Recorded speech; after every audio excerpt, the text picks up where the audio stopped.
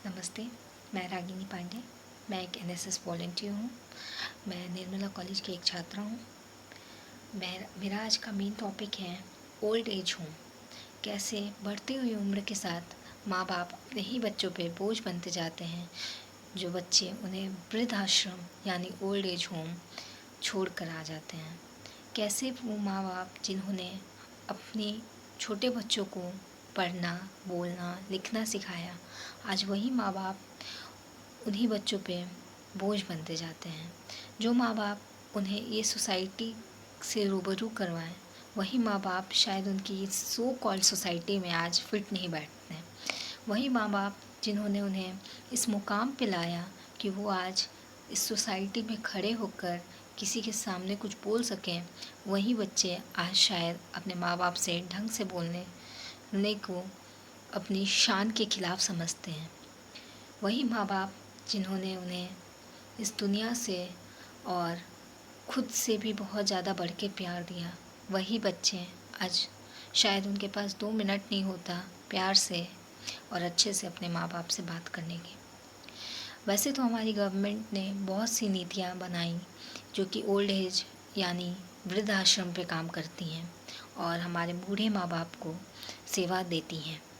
But मैं ये बोलना चाहती हूँ, क्या किसी भी गवर्नमेंट ने इसके जड़ तक जाने की कोशिश की?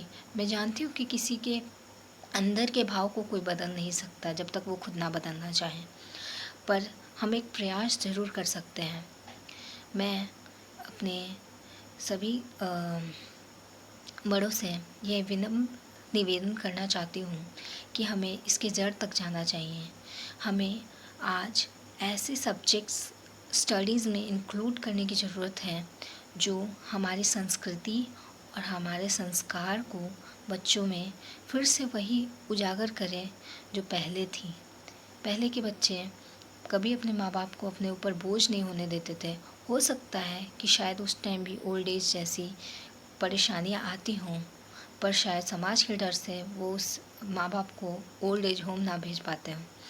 पर ये डर और परेशानियाँ अगर आपके अंदर भावना में ही नहीं आए तो कभी कोई माँ बाप या कोई ओल्ड एज नहीं बनेगा। मैं उन सभी बच्चों से यही बोलना चाहती हूँ कि शायद आज वो माँ बाप लाचार हैं या शायद आपको कुछ दे नहीं पा रहे हैं, पर आपको हमेशा उनका शुक्रगुज़ार रहना चाहिए कि उन्होंने इस काबिल बना दिया कि आप आज इस सोसाइटी में और अपने बच्चों को आगे।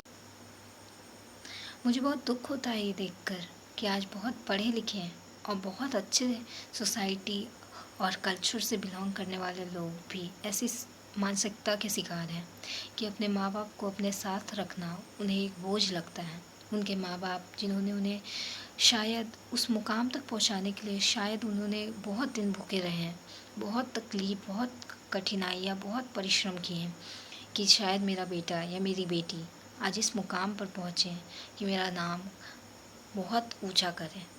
पर वही बच्चे आगे चल के अपने ही माँ बाप को उन्हीं के घर से उन्हें निकाल देते हैं, ये कहते हुए कि अब आप किसी लायक नहीं रह गए। और अगर माँ बाप कहते कि बेटा मैंने आपको बहुत कुछ दिया, तो वो कहते कि वो आपका धर्म था।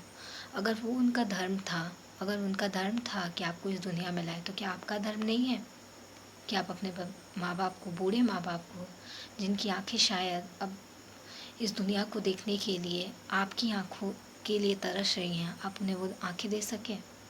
अगर उनका कोई हक नहीं बनता कि वो इस दुनिया में आपको, आपके जैसे औलाद डिज़र्व करते हैं।